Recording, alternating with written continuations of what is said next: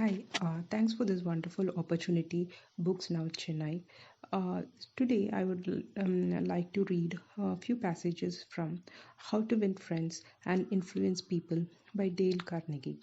So, though this was published as part of the Dale Carnegie's book, but the original author for this is originally it was published as a part of Home Journal titled Father Forgets. Here is what Dale Carnegie has to say about this passage before getting it published in his book. Often parents are tempted to criticize their children. You would expect me to say don't, but I will not. I am merely going to say, before you criticize them, read one of those classics of American journalism, Father Forgets. It originally appeared as an editorial in the People's Home Journal. We're reprinting it here with the author's permission as condensed in the Reader's Digest. So this is how it goes. The father forgets. W. Livingston Larned. Listen, son, I am saying this as you lie asleep, one little paw crumbled under your cheek, and the blonde curls stickily wet on your damp forehead. I have stolen into your room just a few minutes ago. As I sat reading my paper in the library, a stiffing wave of remorse swept over me. Guiltily, I came to your bedside. There are things I was thinking, son. I had been cross to you. I scolded you as you were dressing for school because you gave your face merely a dab with towel. I took you to task for not cleaning your shoes. I called out angrily when you threw some of your things on the floor. At breakfast, I found fault too. You spilled things, you gulped down your food. You put your elbows on the table. You spread butter too thick on your bread.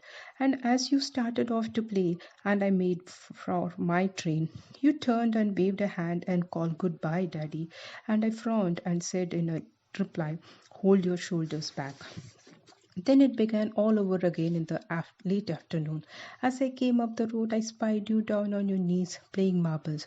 There were holes in your stockings. I humiliated you before your boyfriends by marching you ahead of me to the school. Stockings were expensive, and if you had to buy them, you would be more careful. Imagine that, son, from a father. Do you remember later, when I was reading in the library, how you came in timidly with a sort of hurt look in your eyes? When I glanced up over my paper, impatient at the interruption, you hesitated at the door. What is it you want? I snapped.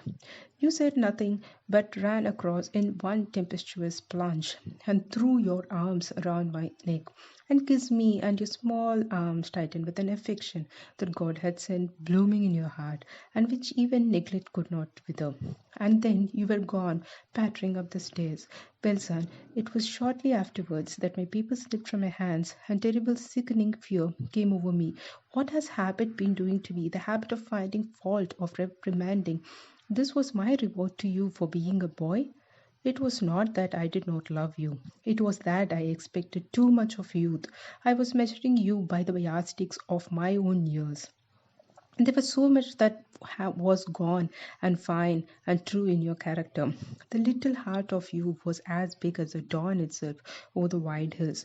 This was shown by your spontaneous impulse to rush in and kiss me good night. Nothing else matters tonight, son. I have come to your bedside in the darkness, and I have knelt there ashamed. It is a feeble atonement, I know. You would not understand these things if I told them to you during your waking hours. But tomorrow I'll be a real daddy. I will charm with you and suffer when you suffer and laugh when you laugh. I will bite my tongue when impatient words come. I will keep saying, as if it was a ritual, he's nothing but a boy, a little boy. I'm afraid I have visualized you as a man, yet as I see you now, son crumpled and weary in your cot, I see that you are still a baby. Yesterday you were in your mother's arms, your head on her shoulder. I have asked too much.